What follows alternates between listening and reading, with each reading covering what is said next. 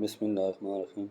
حضور صلی اللہ علیہ وسلم نے فرمایا، آپ صلی اللہ علیہ وسلم نے یہ بھی فرمایا، جس نے میری ایک حدیث سنی اور دوسروں تک پہنچائی، قیامت کے روز اس کے لیے میری شفاعت واجب ہے۔